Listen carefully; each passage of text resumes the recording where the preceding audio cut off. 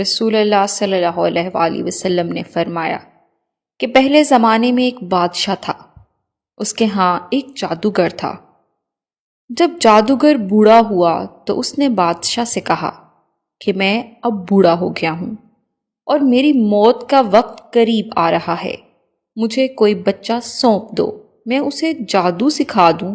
چنانچہ ایک ذہین لڑکے کو وہ تعلیم دینے لگ گیا۔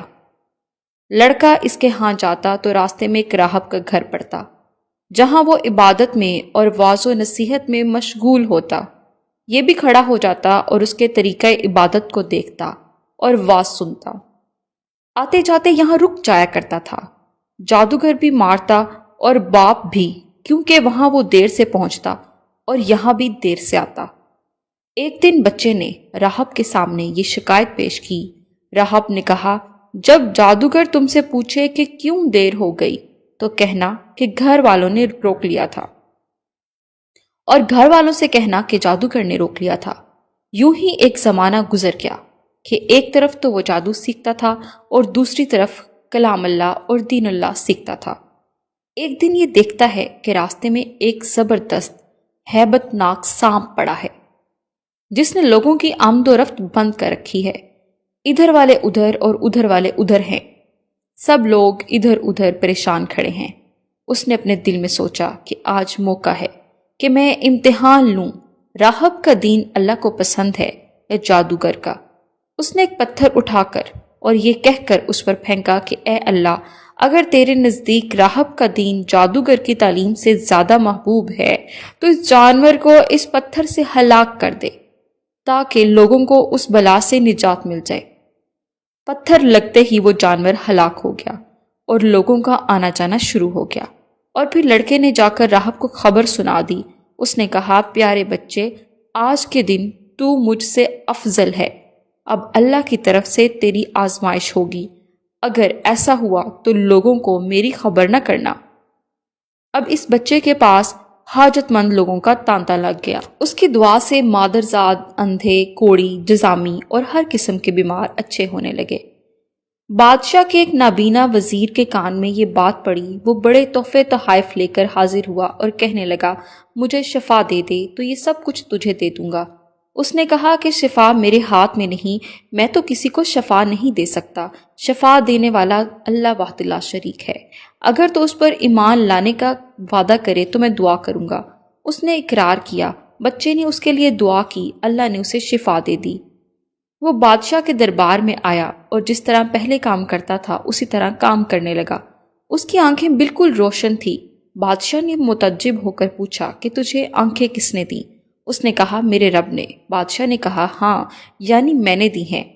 وزیر نے کہا، نہیں نہیں، میرا اور تیرا رب صرف اللہ ہے۔ اب بادشاہ نے اس کی مار پیٹ شروع کر دی اور طرح طرح کی تکلیفیں دیں اور پوچھنے لگا، تجھے تعلیم کس نے دی؟ آخر اس نے بتایا، میں نے اس بچے کے ہاتھ پر اسلام قبول کیا ہے۔ اس نے اسے بلایا اور کہا کہ اب تم جادو میں کامل ہو گئے ہو، اندھوں کو دیکھتا اور بیماروں کو تندرست کرنے لگے ہو۔ اس نے کہا، غلط ہے، میں کسی کو شفا نہیں دے سکتا ہوں، نہ جادوگر ہوں، بشفا اللہ کے ہاتھ میں ہے۔ وہ کہنے لگا، اللہ تو میں ہی ہوں۔ اس نے کہا، ہرگز نہیں۔ بادشاہ نے کہا، پھر تم میرے سوا کسی اور کو رب مانتا ہے؟ تو اس نے کہا، میرا اور تیرا رب اللہ ہے۔ اس نے اب اس بچے کو طرح طرح کی سزائیں دینی شروع کر دی، یہاں تک کہ راہب کا پتہ لگا لیا اور راہب کو بلا کر کہا کہ اسلام کو چھوڑ دے۔ اس نے انکار کیا تو بادشاہ نے اسے آرے سے چروا دیا۔ پھر اس نوجوان سے کہا کہ تو بھی دین اسلام سے پھر جا۔ اس نے بھی انکار کیا تو بادشاہ نے اپنے سپاہیوں کو حکم دیا کہ اسے فلاں پہاڑ کی چوٹی پر لے جاؤ، وہاں پہنچ کر بھی اگر دین سے باز آ جائے تو اچھا ہے، ورنہ وہیں سے لڑکھا دیں۔ چنانچہ سپاہی اسے پہاڑ کی چوٹی پر لے گئے۔ جب اسے دھکا دینا چاہا تو اللہ سے دعا کی، اے اللہ، جس طرح تو چاہے مجھے اس سے نجات دے۔ اس دعا کے ساتھ ہی پہاڑ ہلا اور سب سپاہی لڑک گئے، صرف وہی بچہ باقی بچا رہ گیا۔ وہاں سے بادشاہ کے پاس گیا۔ بادشاہ نے کہا، یہ کیا ہوا؟ میرے سب سپاہی کہاں ہیں؟ بچے نے کہا، اللہ نے مجھے بچا لیا اور سب ہلاک ہو گئے۔ بادشاہ نے اپنے دوسرے سپاہیوں کو حکم دیا کہ اسے کشتی میں بٹھا کر لے جاؤ، سمندر میں پھینک آؤ۔ یہ لوگ اسے لے کر چلے گئے، بیچ سمندر کے پہنچ کے جب اسے پھینکنا چاہا، پھر وہی دعا کی، اے اللہ جس طرح تو چاہے مجھے ان سے بچا۔ دعا کے ساتھ ہی موج اٹھی اور سارے کے سارے سپاہی سمندر میں ڈوب گئے، صرف وہی بچہ باقی بچا۔ پھر وہ بادشاہ کے پاس آیا اور کہنے لگا، میرے رب نے مجھے بچا لیا، اور اے بادشاہ تو چاہے کتنی تدبیریں بھی کر لے تو مجھے ہلاک نہیں کر سکتا۔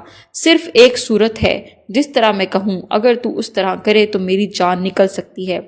اس بچے نے تمام لوگوں کو ایک میدان میں اکٹھا کرو اور کھجور کے تنے پر مجھے سولی چڑھاؤ اور میرے تیر کو میری کمان پر چڑھاؤ، اور بسم اللہ الرحمن الرحیم ھذا غلام اللہ، یعنی اللہ کے نام سے جو اس بچے کا رب ہے، پڑھ کر تیر میری طرف پھینک دو، وہ مجھے لگے گا اور میں مر جاؤں گا۔ بادشاہ نے یہی کیا، تیر بچے کی کنپٹی میں لگا، اس نے اپنا ہاتھ اس جگہ رکھ لیا۔ چاروں طرف سے یہ آوازیں بلند ہونے لگی، ہم اس بچے کے رب پر ایمان لے آئے۔ یہ حال دیکھ کر بادشاہ کے ساتھی بڑا گھبرائے اور کہنے لگے، ہم تو اس بچے کی ترکیب سمجھے ہی نہیں تھے، دیکھیے اس کا اثر کیا پڑا، سب لوگ دین اسلام میں داخل ہو گئے۔ ہم نے تو اسے اس لیے قتل کیا تھا کہ کہیں اس کا مذہب پھیل نہ جائے، لیکن جو ڈر تھا سامنے آ ہی گیا اور سب مسلمان ہو گئے۔